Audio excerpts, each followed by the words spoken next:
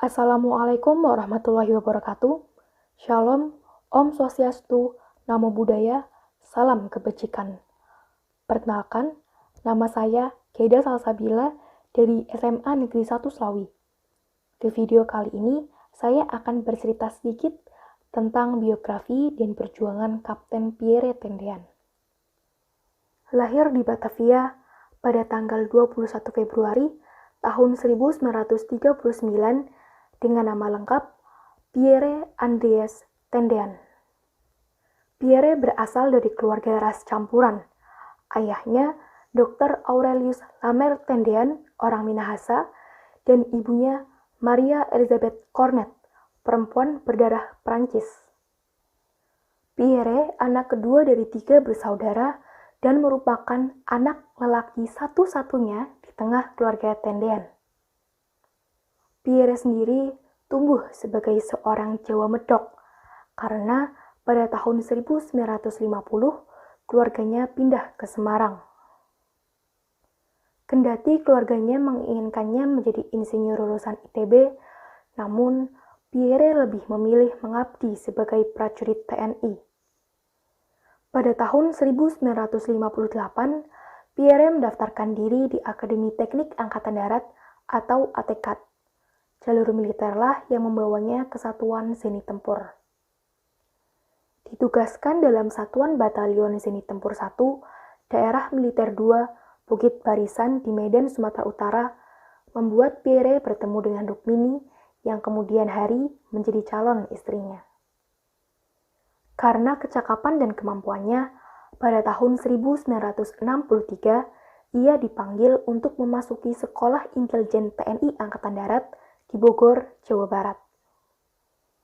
Setelah 3 bulan menempuh pendidikan intelijen dengan peraihan nilai yang sempurna, ia dipercaya terlibat dalam berbagai misi intelijen. Salah satunya adalah Operasi Dwi Kora. Setelah bertugas dalam Operasi Dwi Kora, Pierre naik pangkat menjadi Letnan 1 dan mendapat tugas baru, yaitu menjadi Ajudan Jenderal Abdul Haris Nasution, yang kala itu menjabat sebagai Menteri Pertahanan dan Keamanan Indonesia. Selama menjalani tugas sebagai Ajudan Jenderal A.H. Nasution, Pierre selalu bersikap hangat dan memiliki hubungan yang cukup dekat dengan anak-anak A.H. Nasution. Cerita penculikan sang ajudan dimulai dari sini. Saat itu, menjelang pukul 4 pagi, A.H. Nasution mendengar bunyi gaduh dari arah pintu masuk rumahnya.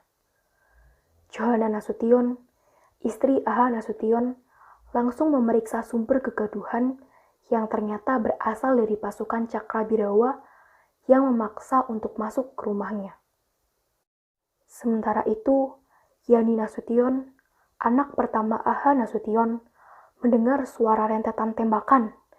Ia mengira alat penyucuk udara di kamar ayahnya meledak. Karena panik, ia kemudian keluar lewat jendela untuk membangunkan Pierre yang tidur di pavilion ajudan. Begitu dibangunkan, Pierre bertindak cepat untuk mengecek keadaan. Ia keluar dan menemui anggota pasukan Cakrabirawa. Di saat bersamaan, A.H. Nasution yang tertembak kakinya menyelamatkan diri dengan melompati tembok samping rumahnya.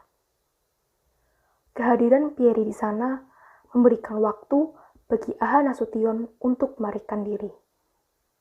Pada dini hari, tanggal 1 Oktober 1965, Pierre Tendean dibawa pasukan Cakrabirawa ke kawasan Lubang Buaya, Jakarta Timur.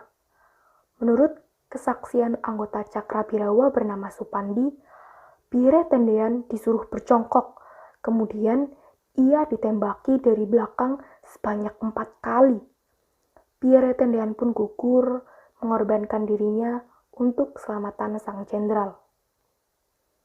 3 hari kemudian, jenazah Pierre Tendean dan 6 jenderal lainnya ditemukan di sebuah lubang sumur di lokasi Lubang Buaya, dan kemudian dimakamkan di Taman Makam Pahlawan Kalibata, Jakarta. Atas jasa pengorbanan dan pengabdiannya pada negara, Letu Pierre Tendean dianugerahi kenaikan pangkat 1 tingkat secara anumerta menjadi kapten dan ditetapkan menjadi pahlawan revolusi Indonesia. Sekian dari saya, mohon maaf apabila ada kesalahan. Wassalamualaikum warahmatullahi wabarakatuh. Jangan lupa klik tombol like dan subscribe ya. Terima kasih.